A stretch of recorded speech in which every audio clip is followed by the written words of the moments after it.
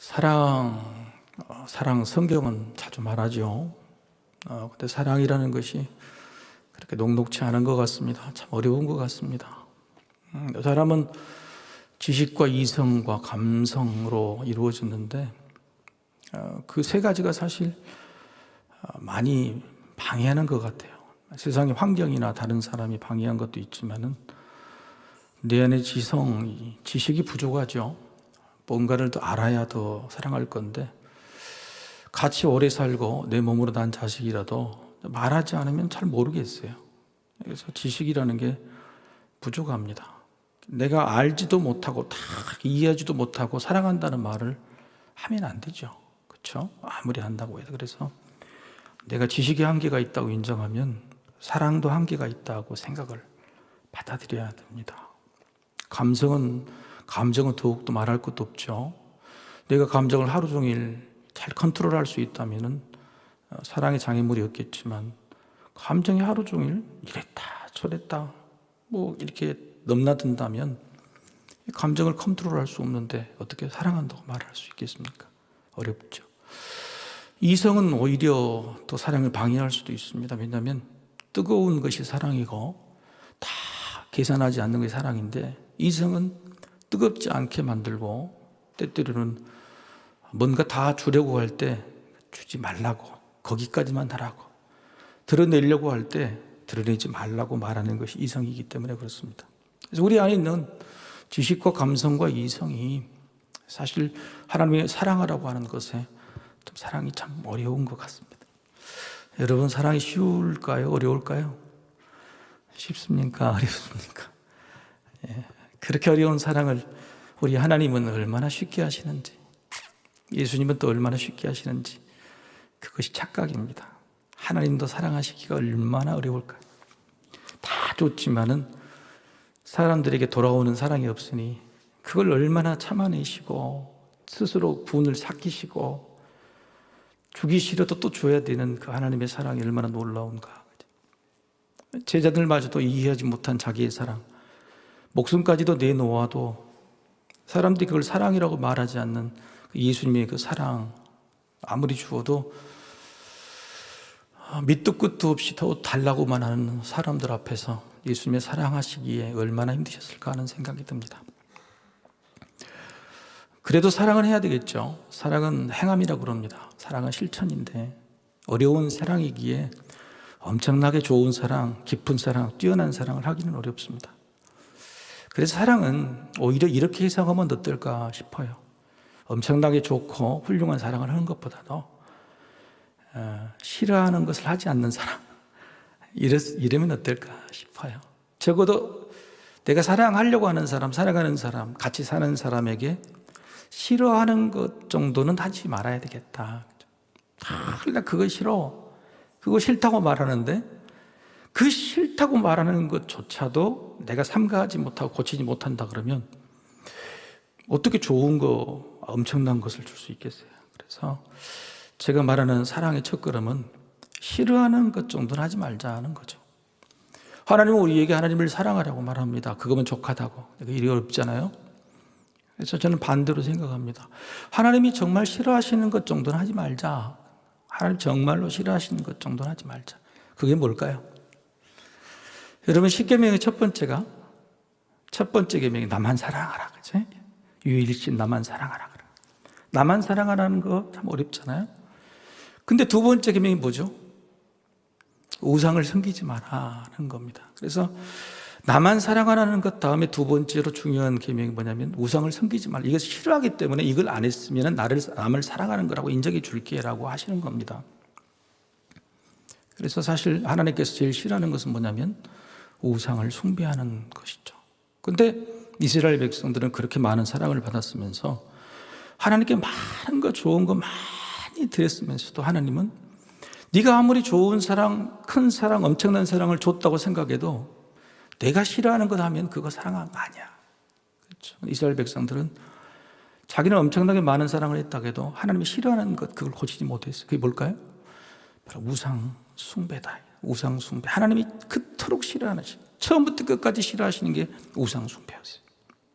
이스라엘이 남과 북이 다 망할 때도 우상 숭배, 그것 때문에 너희가 망한다고 몇 번 말씀하셨죠. 경고도 주셨고.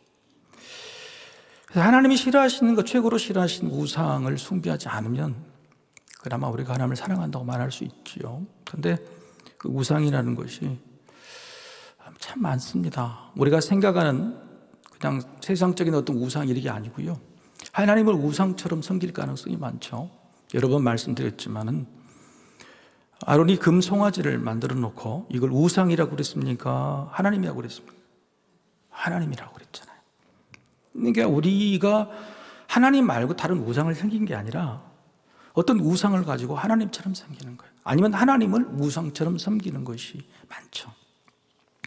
그 중에 대표적으로 우리가 잘못된 게 뭐냐면 성경에서 하나님을 섬기는 게 아니라 성경의 위대한 인물들을 하나님처럼 섬기는 경우가, 이스라엘 백성들이 바로 그것을 아주 큰 실수를 했어요.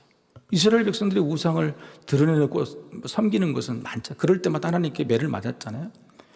그런데 그 우상을 그 사람으로 섬겨가지고 결국은 예수님 때까지 막은 게 뭐냐면 아브라함이라는 우상을 섬겼어요. 아브라함 혈통, 다윗이라는 우상을 섬겼어요.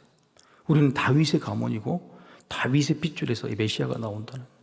그래서 지금도 예루살렘에 가면은 아브라함이 세워져 있고 다윗 궁궐이 자기들한테 우상처럼 돼 있어요. 그리고 실제로 하나님의 성전은 이미 이슬람에게 뺏겨가지고 접근조차도 못한 통고급에게서 울고 있는 거죠. 그래서 성경에 나오는 이스라엘 백성들은 많은 우상을 섬기기도 했지만 진짜는 우리 예수님 시대까지 와 보면은 오히려 사람이 아브라함이나 또 요셉이나 다윗이나 또 랍비들이 우상, 전통이 우상이 된 경우가 참 많다고. 성경에 우리가 예수님을 예표한다 이런 말을 많이 합니다. 그러니까 예수님의 표상이라고 하는 사람들이 꽤 있는데 그것도 참 위험한 일입니다. 그 중에 한 사람이 바로 요셉이죠. 요셉이 예수님을 예표한다 이렇게 말할 수 있죠. 그렇게 많이 우리가 해석을 했습니다. 그런데 사실 요셉이라는 사람은 예수님을 예표할 수가 없습니다. 자, 여러분에게 질문 하나 드려볼까요? 이스라엘 12지파가 있는데 예수님은 어떤 지파에서 나왔습니까? 요셉 지파에서 나왔습니까? 유다 지파에서 나왔습니까? 유다 지파잖아요. 요셉이 구원자 예수와 비견을 하려고 그러면 예수의 표상이 되려면 적어도 바로 그 지파에서 예수님이 나올 수 있어야 되는 건데 그렇지 않은 거예요. 그래서 요셉을 예수의 표상이라고 말하는 것은 지나친 좀 경계해야 될 해석이라고 하는 겁니다. 사실 요셉은 스스로를 그렇게 여기지 않았습니다. 자기는 자기의 역할이 있었다고 뿐이지 자기가 구세주요 메시아라고 생각하지 않았어요. 형들에게 배신당해서 애굽으로 팔려갔죠. 그 험한 세월을 겪어서 나중에 훗날 자기 형제들을 만났을 때 요셉은 이렇게 말합니다. 창세기 45장 7절에서 8절 이렇게 말합니다. 네. 하나님이 큰 구원으로 당신들의 생명을 보존하고 당신들의 후손을 세상에 두시려고 나를 당신들보다 먼저 보내셨나니 그런즉 나를 이리로 보낸 이는 당신들이 아니요 하나님이시라. 하나님이 나를 바로에게 아버지로 삼으시고 그 온 집의 주로 삼으시며 애굽 온 땅의 통치자로 삼으셨나이다. 여기서는 보면 이 요셉이 하나님이 하셨다 그렇게 하나님께 모든 공을 돌리고 있는 겁니다. 사실 요셉 때문에 이스라엘 민족이 그 정통성과 핏줄 혈통을 보존하게 됐잖아요. 그 가난 또 가뭄 때문에 애굽으로 다 피신할 수밖에 없는 상황에서 애굽의 총리가 먼저 되게 하셔서 야곱의 가족들을 다 구원하게 만드는 그 일을 요셉은 전혀 티도 내지 아니하고 하나님이 하셨다고 겸손하고 있는 거죠. 요셉은 스스로 자기는 전혀 그럴 사람이 아니다고 이야기했는데 오히려 우리는 요셉을 마치 예수님을 예표하는 것처럼 생각하는 것이 착각이다고 하는 겁니다. 사람은 각자의 역할이 있을 뿐이죠. 각자의 맡은 역할만 잘하면 되는 겁니다. 자기가 했던 공로를 또 자기가 했던 역할을 인정받고 꼭 남들에게도 뭔 상을 받아야 된다고 하는 생각은 바로 그 자체, 그 생각 자체가 우상이 될 가능성이 굉장히 많죠. 자, 우리는 자녀에게 부모로서의 다양한 대접을 받아야 된다고 생각하는데 만약 그렇게 강요하게 된다면 부모를 자녀에게 우상처럼 만드는 그런 역할을 할 수가 있는 거예요. 반대로 부모가 자녀를 아주 그냥 신처럼 섬긴다 그러면 자녀가 우상이 되는 거죠. 부모는 부모의 역할을 할 뿐이고 자녀 역할을 할 뿐인 거죠. 그냥 그렇게 생각하면 되는 건 편하고 좋은데 우리는 그렇지 않게 생각합니다. 그래서 요즘은 하나님보다도 가정이 더 우선, 하나님보다 가족이 우선. 손 한번 들어볼까요? 하나님이 먼저입니까? 가족이 먼저입니까? 여기 자신 있게 들을 수가 없을 것 같아요. 그렇죠? 요셉도 그럴 수 있었잖아요. 자기 가족을 보는 것이. 그런데 요셉은 그 그리던 가족, 아니 그 가족이 나를 배신했어도 가족이 우상이 되거나 원망의 대상이 되지 않았어요. 그냥 하나님이었어요. 그래서 우리가 요셉의 역할을 보면은 진짜로 우상을 섬기지 않는 하나님 믿는 신앙이 어떤 것인가를 알 수가 있죠. 500년 전에 요셉이라는 할아버지는 그렇게 잘 신앙을 가졌는데 이스라엘 12지파 중에서 바로 요셉의 자손, 요셉의 두 아들이 있어요. 에브라임 지파와 므낫세 지파가 있습니다. 이스라엘 12지파가 요단 동편에서 서편으로 넘어왔다 그랬죠. 그리고 땅을 분배합니다. 제일 먼저 어떤 지파에게 분배를 했다 그랬죠? 유다 지파에게 분배했죠. 그래서 지난주는 유다 지파의 갈렙 이야기를 했잖아요. 갈렙이 얼마나 정말 기가 막힌 사람이잖아요. 험한 곳, 남들 가지 않는 곳, 분배받지 않는 땅, 이 블레셋 족 속에 아낙 자손이 있는 곳을 나에게 달라. 남들 가지 않는 곳을 달라. 힘들고 어려운 곳을 달라. 내가 거기를 내가 처분해서 하나님의 뜻, 숙제를 내가 자진해서 제일 먼저 수행하겠다고 하는 그 갈렙이 바로 유다 지파였어요. 유다 지파의 다음에 땅을 분배받는 사람이 바로 두 번째로 중요한 요셉 지파였어요. 근데 여러분 좀 궁금하시죠? 자, 야곱의 12아들이 12지파가 돼야 되는데 왜 야곱이 요셉이 아니고 요셉이 두 아들이 됐을까? 두 아들이 12아들 중에 레위 지파는 제사장 지파라 제외를 합니다. 그럼 11명이잖아요. 요셉까지 11명인데 그 요셉의 두 아들 에브라임과 므낫세를 아버지 야곱이 축복할 때에 뭐라고 했냐면 요셉에게 에브라임과 므낫세 네 아들을 나의 아들로 입양하겠다고 말합니다. 야곱이요. 그러니까 할아버지가 손자로 여기는 게 아니라 내 아들이다라고 이야기를 합니다. 그래서 요셉 대신에 에브라임과 므낫세가 야곱의 아들이 되고 12명의 지파의 조상이 되게 된 거예요. 그래서 오늘 본문의 요셉 지파 그러면 에브라임하고 므낫세 이 두 아들의 이야기를 하는 거고 때때로는 에브라임과 므낫세가 나눠졌을 때는 요셉 지파의 두 아들이다 이렇게 생각하시면 되겠습니다. 사진을 한번 보시죠. 자꾸 보내준 이것을 여러분 기억하셔야 됩니다. 요단 동편에서 세 지파 므낫세 절반과 갓 르우벤 지파가 받고 그다음에 요단강을 건너왔습니다. 요단강을 건너와서 유다 지파가 남쪽을 거의 차지했다 그랬죠. 그게 연약한 지파 시므온과 베냐민 지파를 그 안에서 챙기게 포용해라고 그랬잖아요. 그리고 중간쯤에 보시면은 뭐가 또 있어요? 므낫세 지파, 에브라임 지파가 또 있어요. 여러분 오른쪽에도 므낫세 요단 동편에도 있고 왼쪽에도 므낫세 지파가 또 있죠. 이게 왜 된지 아세요? 자, 사찰을 보여주시고 오른쪽에서 므낫세 지파가 좋은 땅을 물려받았습니다. 여기 너무너무 비옥한 땅이니까 욕심을 내서 차지했죠. 왼쪽에 나갔더니 므낫세 지파 중에서 슬로브앗 가문이 있는데 슬로브앗 가문에 아들이 없는 거예요. 그럼 딸들이 여호수아 앞에서 우리도 딸인데 땅을 잘 안 달라고 이야기한 겁니다. 너희는 다 물려줬는데 그래서 할 수 없이 왼쪽에 요단 서편에서 슬로브앗 딸들을 중심으로 다른 부족들에게 므낫세의 땅들을 이렇게 나눠주게 된 겁니다. 그리고 에브라임 지파도 그 땅을 바로 므낫세 바로 밑에 받았죠. 그런데 놀랍게도요, 이스라엘 전체로 통틀어서 가장 좋은 비옥한 땅이 바로 이 므낫세 요단 서편의 므낫세 지파와 에브라임 지파의 땅이에요. 정말 좋은 땅을 비옥한 땅을 받았습니다. 그리고 여의 지파야에서 땅이 좋아서 그런지 비옥해서 그런지 훌륭한 인물들이 많이 나왔어요. 여러분 좀 잘 살고 그래야지 교육도 좀 잘 시키고 그럴 거 아닙니까? 근데 여러분 에브라임 지파의 누가 후손일까요? 여호수아가 바로 여기 에브라임 지파죠. 갈렙은 유다 지파고 여호수아가 에브라임 지파. 그리고 미가 선지자가 또 에브라임 지파입니다. 므낫세 지파는 여러분이 알고 있는 사사 기드온, 입다 그리고 엘리야 선지자가 바로 이 므낫세 지파죠. 그러니까 걸출한 사람들이 이 지파에서 나왔죠. 그만큼 비옥하다, 잘 살았다, 자식들을 키우기 참 좋았다고 하는 것이죠. 그런 땅을 받았습니다. 근데 놀랍게도요, 이 에브라임과 므낫세 지파가 부족하다 그럽니다. 심지어는 문하세 지파는 요단 동편에서도 받고 요단 서편에서도 받았는데 우리에게 준 이 비옥한 땅으로도 부족하다는 거예요. 우리가 말하면요, 지금 서울에 강남이에요. 강남 서초구, 반포구 있잖아요. 이 송파구 이쪽에 있는 땅들을 받았는데 우린 그것으로 부족하니까 저기 성남 밑에 성남도 달고 분당도 주고 이렇게 욕심을 내는 거예요. 이 요셉 지파라는 사람들이 그런 사람들이에요. 여호수아가요, 이 사람들 줬을까요, 안 줬을까요? 근데 므낫세 지파, 에브라임 지파가 얼마나 머리가 좋은지요. 이들이 그렇게 요구하는 그 이유가 있어요. 그 이유가 뭐냐면 14절에 나와 있습니다. 14절 제가 다시 한번 읽어보겠습니다. 요셉 자손이, 그러니까 두 자손 에브라임과 므낫세 둘 다 요셉 자손이 여호수아에게 말하이르되 여호와께서 지금까지 내게 복을 주심으로 내가 큰 민족이 되었거늘 당신 나의 기업을 위하여 한 제비 한 분깃으로만 내게 주시면 어찌함이니까 하니. 그러니까 지금 요셉, 에브라임과 므낫세 지파가 인구가 좀 많았어요.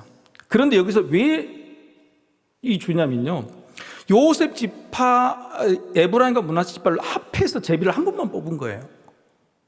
이 여호수아가 뽑을 때 이 에브라임 지파가 제비를 한 번 뽑고 므낫세 지파 한 번 뽑은 게 아니라 요셉 지파랑 같이 사니까 제비를 한 번 뽑은 거예요. 그것을 빌미로 삼아서 여호수아에게 다른 모든 지파는 다 한 번씩 뽑았는데 왜 우리는 두 지파를 모든 걸 갖고 하나씩 주냔 말이에요. 이렇게 이야기를 하는 겁니다. 제가 어렸을 때에 뭐 설날이나 추석 때 어르신들이 용돈을 주면 저는 장손이라고 저한테 용돈을 10,000원을 딱 줍니다. 그리고 우리 남동생, 여동생한테는 10,000원짜리 한 장 주고 둘이서 갈라해라 그런 거예요. 그럼 얼마나 둘이서 화가 나요. 왜 오빠는 한 장 받고 우리는 둘이 갈라서 하냐고 맨날 그러는 거예요. 지금 에브라임과 므낫세 지파 그렇게 하는 거예요. 남들은 다 한 장을 받았는데 왜 우리는 둘이 갈라서 했냐 이렇게 이야기를 하는 겁니다. 아니 합리적인 이야기 아니에요. 그렇죠? 합리적이고 당연히 자기들도 야곱이 입양해가 12지파의 당당한 일원이니까 그래 뽑아야 되는 거 아니에요. 바로 그것을 이야기해요. 여러분, 사람이 하는 일이 아무리 정당한 절차를 가지고 있어도 형식적인 결함이 있을 수 있어요. 그렇죠? 사실 여호수아가 잘못한 거죠. 차라리 처음부터 너희들 하나씩 뽑아라 그랬으면 아무런 문제가 없었을 것인데 한 번에 뽑게 되는 바람에 같이 다니니까 이렇게 이런 실수를 하게 된 겁니다. 그래서 여러분, 우리가 이 점에서 좀 한 가지 생각해 볼 것은 우리가 조금 아무리 목적이 정당하고 또 정해진 법과 절차가 있더라도 디테일, 조그만 것에서 우리가 실수를 하고 그러려니 하고 지나간 일에 바로 거기에 함정이 있을 수 있고, 그래서 악마는 어디에 있어요? 잘 모르세요? 악마는 디테일에 있다 그러는 거예요. 악마는 디테일에 있어요. 그래서 악마는 아주 세밀한 곳에서 문제가 생길 수 있다고 하는 겁니다. 바로 여기에 이제 이 형식적인 결함 하나를 가지고 물고 늘어진 거죠. 지도자 여호수아는 여기서 넘어간 사람이 아니었습니다. 그래? 네 말이 맞다라는 겁니다. 너희 욕심이 많다고 막 물리친 게 아니라 네 말이 맞다. 그래. 너희들 인구도 많으니까 내가 너희에게 주겠노라. 그러면서 주는 것이 산지를 줍니다. 산지, 살림의 숲을 산지가 있고 아직 정복하지 않는 가나안 족속들이 있는 산지를 주게 되죠. 그러면서 뭐라 그러냐면 너희가 개척해서 그 땅을 차지하라 그래. 그런데 이 요셉 지파 두 사람이 에브라임과 므낫세가 뭐라 했냐면 거기는 철병거가 있고 거칠고 땅 줄 수 없다고 싫다고 더 좋은 땅을 달라 그러는 거예요. 예, 아까 말했죠. 강남구를 줘가지고 그 여호수아가 저기 강원도의 철원 쪽에 붙은 여기 개장 안 돼서 여기 개간에 쓰라 그랬더니 성남도 주고 분당도 주고 이렇게 달라고 하는 것이란 말이에요. 얼마나 욕심이 많아요. 500년 전에 요셉이라는 자기 할아버지는요, 그렇게 겸손하고 충성을 받고 치황을 받아야 될 그런 상황 속에서도 난 할 역할을 했다고 그렇게 했던 그런 요셉 지파. 그런데 그 500년이 지나서 굉장히 욕심 많은 그런 지파가 되고 말았습니다. 더군다나 이 지파 두 지파는 오늘 기록이 있어요. 하나님께서 나눠주신 땅에 숙제를 다 하지 않았다. 남겼다. 심지어는 여러분 12절을 제가 한번 읽어볼까요? 12절. 그러나 므낫세 자손이 그 성읍들의 주민을 쫓아내지 못하며 가나안 족속이 결심하고 그 땅에 거주하였다니 그런 거예요. 쫓아내지 못했다고 하는 것, 처음부터 쫓아낼 생각도 없었다 그러는 거예요. 그러니까 적들이 씹어보는 겁니다. 한번 생각해 보십시오. 맴마든 자기 편에게는 돈 더 달라, 뭐 더 달라 그러지만 심지어 내가 당연히 적을 부수해야 되고 저들을 정복해야 될 그 사람들에게는 벌벌벌 떨고 하지도 않는 거예요. 자기 입속이나 챙기는 일들, 맴마든 자기 가족들만 괴롭히지 정작 밖에 나가서 일해서 개척하고 살림을 개척해서 그런 일들을 하지 않는 거란 말이에요. 교회 안에서 늘 교회 사람들끼리 서로 시시콜콜 싸우고 교회 안에서 권력 다툼이 나오고 여기서 인정이나 받으려고 그러지 교회 밖으로 나가서 사랑하거나 전도하지는 않는단 말이에요. 므낫세 에브라임 지파 그래서 쫄딱 망하는 지파가 됐잖아요. 여러분 이게 우리에게 주는 거예요. 자기 안에서는 자기 권리 찾아먹으려고 이것 따주세요 저것 주세요 맨날 이야기하고 오래 교회에 나왔으니 나는 높은 직분을 가졌으니 그러고 있고 실제로 세상 밖으로 나가서는 아무 일도 하지 않는 거예요. 해야 될 숙제도 하지 않는 거예요. 이런 모습이죠. 므낫세 지파가 아니라 에브라임 지파도 마찬가지였다는 거예요. 바로 이 모습을 보여주는 거죠. 에브라임과 므낫세 지파가 어떻게 되는지 아세요? 자, 여러분 잘 아는 말씀 야고보서 1장 15절 같이 한번 읽어볼까요? 자, 시작. 욕심이 잉태한 즉 죄를 낳고 죄가 장성한 즉 사망을 낳느니라. 여기 에브라임 므낫세 지파가 둘이 형제잖아요. 근데 형제끼리 치고받고를 시작합니다. 치고받고를 시작해요. 사사시대에 입다 사사가 있었습니다. 사사 입다가 있었습니다. 입다라는 사사가 암몬과의 전쟁에서요. 이 입다 사사는 아까 이야기했던 므낫세 지파예요. 그런데 이 암몬이 쳐들어왔을 때 이 모든 지파에게 싸움을 같이 봐서 연합군을 결성하자 그랬더니 누가 하나요? 형제인 에브라임 지파가 안 오는 거예요. 그래서 화가 이만큼 나서 사사가 적을 치는 게 아니라 므낫세 지파인 자기 형제인데 요셉 할아버지 밑에 같은 둘이 이 에브라임 지파를 치러 와버려요. 그러니까 에브라임 지파가 도망갔네. 그러니까 여러분이 잘 아시는 거니까 나루토에서 딱 잡아놓고 씹볼레 발음을 해봐라는 거예요. 여러분 경상도 분들은 쌀 그럼 못 하잖아요. 살 그러잖아요.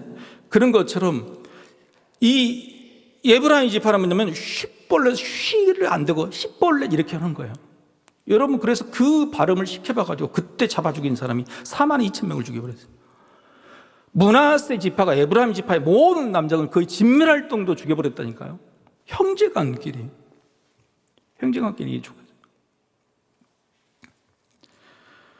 욕심이 잉태한 지 뭘 낳아요? 죄를 낳고. 야고보서 1장 15절 아까 읽었나요? 안 읽었죠? 야고보서 1장 15절 잘 아시잖아요. 읽었습니까? 아, 죄송합니다.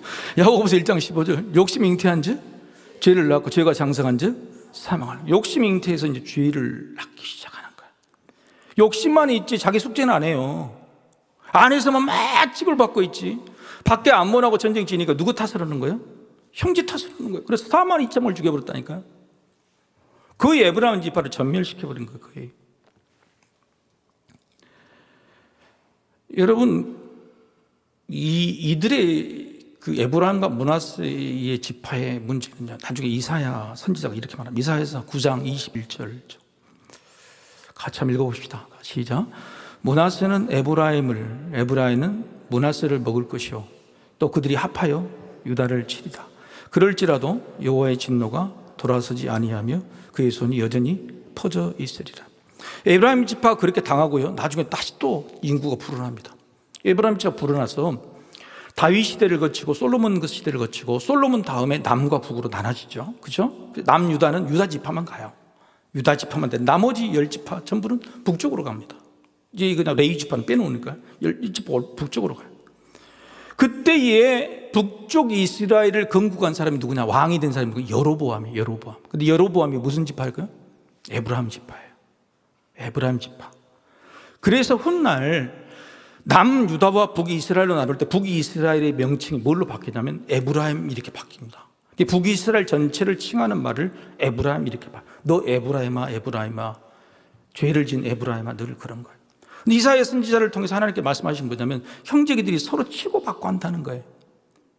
너희들이 욕심을 부린 그 전통이 쭉 지나가 형제끼리 치고받고 결국 하나님의 진노를 벗어날 수 없게 되는 거예요. 그렇게 북이스라엘이 있다가 북이스라엘에서 이 므낫세와 에브라임 지기들 치고받다 나중에 누구를 쳐들어와요? 남쪽에 있는 유다를 다윗 지파를 예수님이 메시아 나는 그 지파를 쳐들어온 그 주동자가 바로 이 므낫세와 에브라임 지파인 거예요. 바로 그 이야기를 이사야 선지자를 통해서 예언해주고 있어요. 자, 이들의 에브라임과 므낫세 지파의 운명이 어떻게 됐을까요? 여러분 다시 한번 지도를 보실래요? 지도 한번 보여주세요. 다시. 이스라엘 12지파가 분리된 이 요단 강변 왼쪽 서편에 여러분, 우리가 예수님 시대는요, 이스라엘이 세 군데 나눠졌죠. 저 위쪽 아셀, 납달리, 스불론, 이사갈, 갈릴리 호수인들과 그걸 뭐라 그래요? 갈릴리 지방. 그렇죠. 그리고 유다, 베냐민, 시므온 지파, 여기를 어디라고 해요? 무슨 지방이래요? 유대 지방, 유다 지방이라 그래요. 그러면 가운데 있는 이사갈, 므낫세, 에브라임, 여기를 무슨 지방이라고 그래요? 우리가 알고 있는 사마리아 지방이 되는 거예요. 자, 그러면 사마리아가 어떤 일이 있었습니까? 저 사마리아 지역에 아수르가 쳐들어와서 에브라임과 므낫세 지파의 피를 혼혈로 만들어 버렸잖아요. 이방인들을 이주시키고 저들 이방인. 그래서 이후로 에브라임과 므낫세 지파 여기를 사마리아 사람들이라고 그러고, 위에 있는 갈릴리나 유다 사람들을 저기를 자기 종족으로 취급하지 않게 됐어요. 그래서 예수님도 그때 시대도 사마리아를 건너온 게 아니라 옆으로 돌아다녔죠. 옆으로. 근데 예수님은 그 남들이 가지 않는 길 사마리아 한가운데로 오셔서 사마리아 우물가 여인을 만나 주셨다고 하는 거예요. 여러분, 에브라임과 므낫세가 바로 이스라엘에서 버린 민족, 개같이 취급받는 사마리아 지방이 됐다. 500년 전에 자기의 선조는 요셉이라는 엄청난 메시아 예수라는 그런 칭찬을 받았던, 자기 민족을 구했던 그런 사람인데, 그 지파가 선조도 잘못 배웠어요. 욕심을 내게 된 거예요. 여러분, 부모가 욕심스러우면요, 자녀도 욕심스럽더라고요. 부모가 예를 이웃에게 잘 베풀고 선하게 살면 자식도 그걸 그러는데, 막 욕심껏 내는 사람, 베풀지도 않고 그러면 자녀들이 똑같이 그 욕심을 배우는 거예요. 에브라임 므낫세 지파가 땅을 이렇게 분배받았을 때 그런 욕심을 내더니 이후로 수백 년 동안 그 지파는 그 욕심 때문에 서로 죽이고 싸우고, 그래서 자기 종족 자체도 혈통을 보존하지 못한 그런 민족이 되는 거죠. 우리 자손들에게 뭘 보여줄까? 특별히 추석 명절을 맞이해서 우리 부모가 좀 너그럽고 여유롭고 베푸는 그런 가정이 되면 얼마나 좋겠는가 싶어요. 집에 들어온 선물들 꽉 싸가지고 냉장고에 이 적어가지고 썩어서 다 내버리지 말고 들어온 즉시 흘려보내요. 들어온 즉시. 저도 그렇습니다. 들어온 즉시 흘려보내요. 받으면 누구를 줄까? 바로. 여러분, 이럴 때 그 모습을 자녀들이 보면, 자녀들이 본다 그러면, 야, 우리 부모는 늘 이렇게 흘려보내는 부모다. 힘들고 어려운 사람이 이게 중요하잖아요. 여러분, 이게 진짜로 이게 자녀들에게 정말 좋은 것을 물려주는 것이란 말이에요. 몇 가지만 정리하고 이제 마치겠습니다. 한번 따라해 보실까요? 먹고 살 것을 주시는 하나님. 예. 예, 먹고 살면 되죠. 그죠? 먹고 살면 내가 오늘 먹었고 살았다. 그죠? 오늘 먹었고 내가 살았으면 되는 거예요. 그래서 그걸 감사해요. 여러분, 남쪽에는 유다 지파의 대표적인 사람 다윗이 인생이 힘들었어요. 그런데 다윗이 지은 시편을 보면요, 다 감사해요. 그렇게 힘들어도 항상 마지막은 감사로 끝나요. 에브라임과 므낫세는 가장 좋은 강남 땅을 받았어요. 에? 강남 땅을 받았다고요. 거기다 분당까지도 달라서 분당까지 받은 민족이에요. 그런데도 그 이 민족이 어떻게 됐어요? 욕심은 죄를 낳고 죄가 장성한 즉 사망을 낳게 되는 것이 바로 아주 전형적인 이 모습을 보여주고 있는 겁니다. 그러나 유다 지파의 다윗은요, 남쪽은 늘 힘들고 어려워도 감사했다.